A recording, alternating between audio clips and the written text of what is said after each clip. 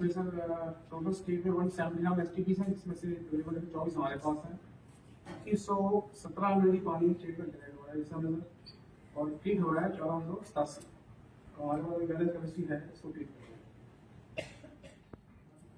की। ये सर एक डिपार्टमेंट का बहुत ही अहम प्रोग्राम है जी, reuse of treated waste water. ये सर पॉलिसी लेके आए थे 2019 में, और उसकी प्रोग्रेस आपको दिखाते हैं अपने स्लाइड में। इसमें सर मेन में ये है कि हमने 25% पानी यूज करना है बाय 2022, और 2025 50%, और बाय 2030 इसको हमने रिवाइज कर दिया। 2028 तक हम पूरा जो हमारा एचटीपी का पानी जनरेट होगा उसको हम यूज करेंगे सर, और डिफरेंट एक्टिविटीज लाइक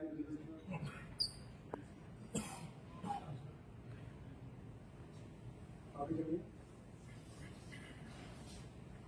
ये सब सेम लॉस में इसका स्टेटस है, तो इसमें सर काफी अच्छी परफॉर्मेंस है गवर्नमेंट की 80%।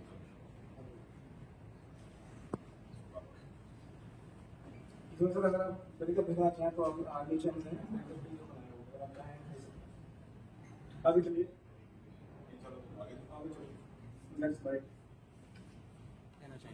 मीटिंग कैसे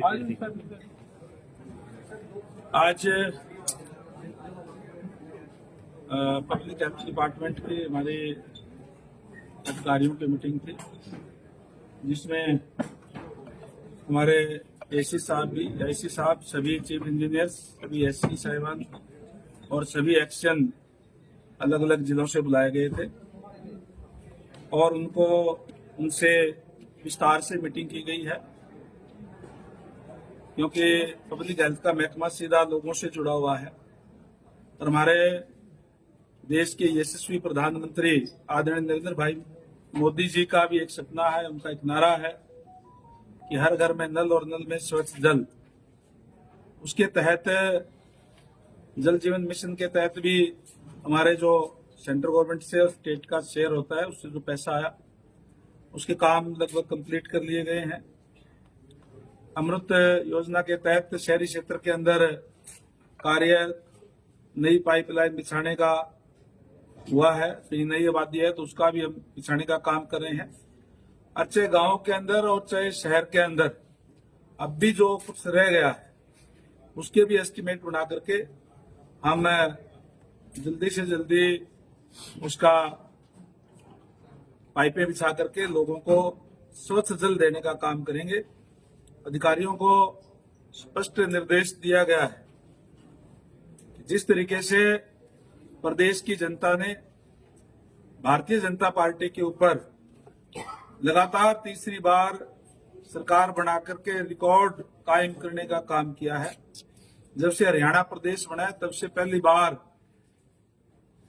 किसी भी पार्टी की लगातार तीसरी बार सरकार बनी है। जो विश्वास लोगों ने व्यक्त हमारे ऊपर किया है, हम उस पर खरा उतरने का काम करेंगे। स्पष्ट निर्देश दिए गए हैं कि भारतीय जनता पार्टी की सरकार जीरो टॉलरेंस की सरकार है।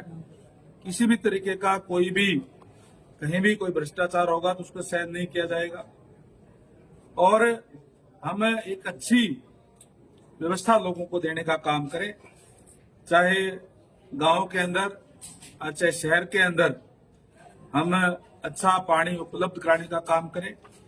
वहीं जहां जहां जरूरत है वहां नए प्रोजेक्ट बना करके भी आगे का विजन लेकर के, क्योंकि कोई भी प्रोजेक्ट अगर हम बनाते हैं, चाहे वो सीवरेज का है चाहे पानी की व्यवस्था का है, तो अगले आने वाले 20-25 साल तक और आबादी कितनी बढ़ती है उसी हिसाब से हम बनाने का काम करें। ये भी अधिकारियों को स्पष्ट निर्देश दिया गया है, और मैं समझता हूं कि हमें जो हमारा कार्य चल रहा है उसमें और ज्यादा सुधार करते हुए हम अच्छी व्यवस्था देने का काम प्रदेश के लोगों को करेंगे।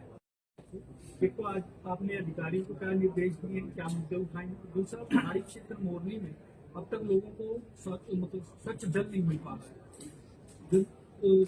शिविरों में भी शिकायतें आई और समाधान भी हुए, लेकिन स्थायी तौर पर लोग जो है अभी भी मांग कर रहे हैं कि वहाँ पे पर्टिकुलरली पानी की पाइपलाइन बिछाई। छोटे छोटे गांव हैं जहाँ पर नहीं पहुंच पाए। वही मैंने कहा कि जहां भी अब तक पानी नहीं पहुंचा है, जिन क्षेत्रों के अंदर भी, या कई जगह कोई बड़े गांव है उसके अंदर भी आबादी बढ़ने से और जो है नई जो जगह जो लोग जो आबादी बढ़ जाती है तो वहां भी जो पानी के पाइपलाइन पहुंचाने की बात हो, चाहे जैसे आपने पर्टिकुलर एरिया की बात कही वहां पानी की पाइप पहुंचाने की बात हो, वो प्रोजेक्ट बना करके और हम उनको हमारा देखिए स्पष्ट ये है कि पानी के बगैर जीवन संभव नहीं है।